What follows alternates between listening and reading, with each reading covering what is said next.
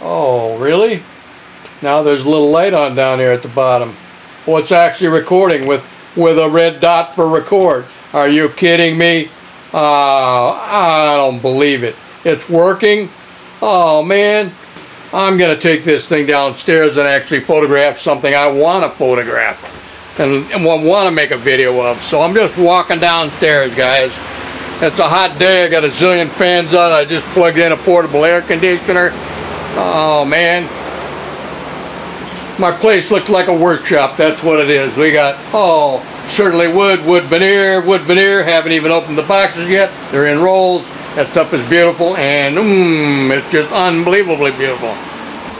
The wood I have in there is that I had in there is spalted chen. It's an African. I think it's a type of rosewood. It's got a cream color. Looks like a landscape of Mars. Now I'm going down to my basement workshop here, folks. My little record button is first on here. I don't know. I just love this. It's beautiful. Here I am. I'm going to sit myself down and try and show you the work I'm doing here. And hope that some of this is what I'm doing is something you people are going to enjoy. Now this here, with proper respect, all respect to Nick Shade, Ten Moores, and Jason Eke, Orca Boats, and all that Canoe Craft, canoe building books. This isn't one of those. This is a Pattern Maker's prototype plug. It's an 18.5 foot racer, and I got 54 forms down the length of this son of a gun. And I got rotary indexers at each end here. In a sliding jig fixture, aluminum T-slotted sliding jig fixture. I'm revolving from a seat. I'm sitting alongside this rig. There's the bow, and that's the rotating rotary indexer there. I got 36 holes drilled here. I'm trying to stick my finger over here and on the edge of them. Right, all of these holes. And on the other side I've got a pin that I can pull right here. Little pin. And everything I got on this racing shell is laid out to 1/64 of an inch. I mean, it's badass. This is a prototype Pattern Maker's plug. Definitely not your, oh yeah, it'll float boat. You know, if you're looking at what I'm looking at, looks like all bow. I mean, this thing is just from an overhead view, it's just looks like a stiletto. They allow you in specs for racing specs to go 14 inches beyond the actual center of this canoe, and here I am trying to take and do some recording with this thing here. These rotary indexers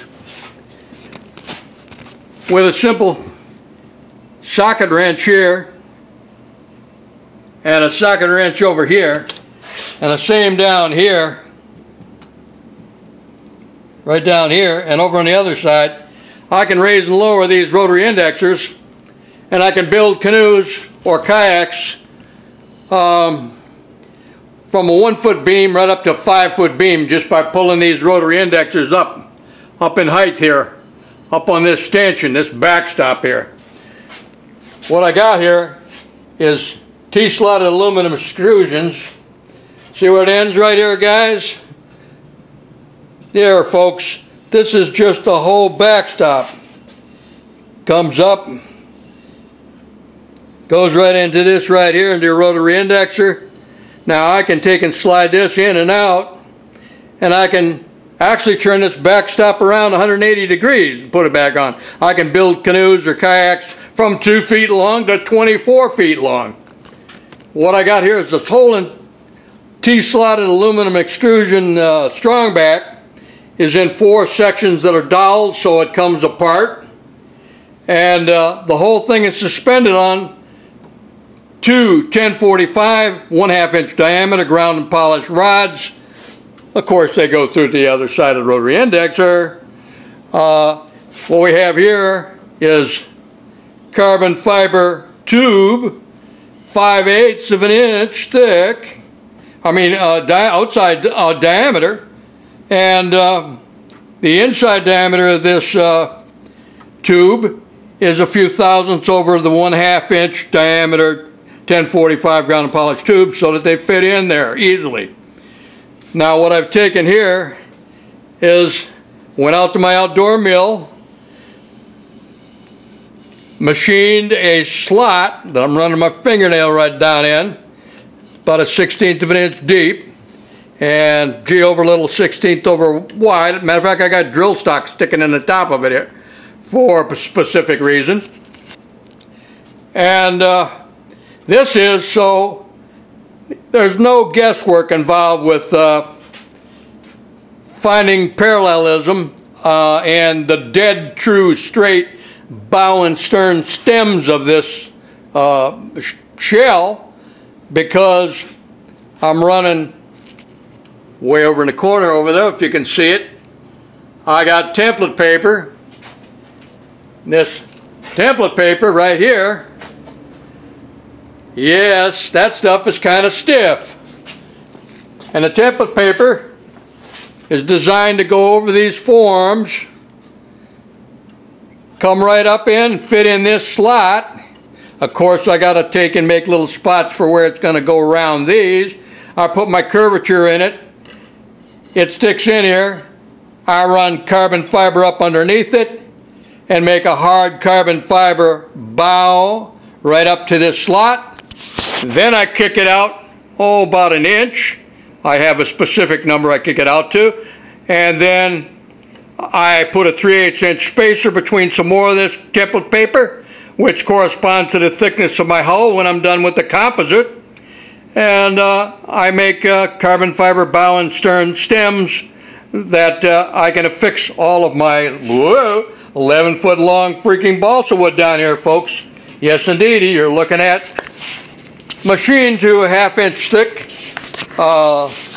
Came out 11-foot long stock of linear balsa wood. Beautiful stuff. Like it's balsa wood, man. It's lighter than a feather. I got 11-foot stock there.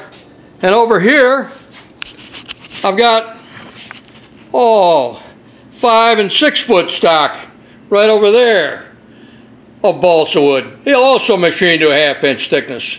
What I'm doing is taking and making a finished 3/8 inch thick hull out of balsa wood. And I'm taking and, I don't know if you can see them, but I'm hoping you can. See all these lines that come out here? Line.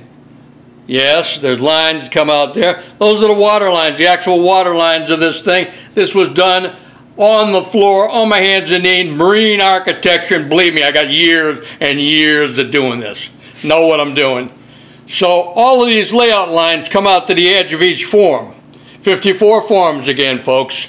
So all of these lines coming out to the edge, my 1/2 inch stock down there, what I'm going to do, since balsa wood doesn't bend, I'm going to take this nice little piece of apparatus called a Wood River curve template. All those little knobs on there you can take and put for 107 inches long. You can lock them in, and I can take clamps out at any specific water line all down these forms and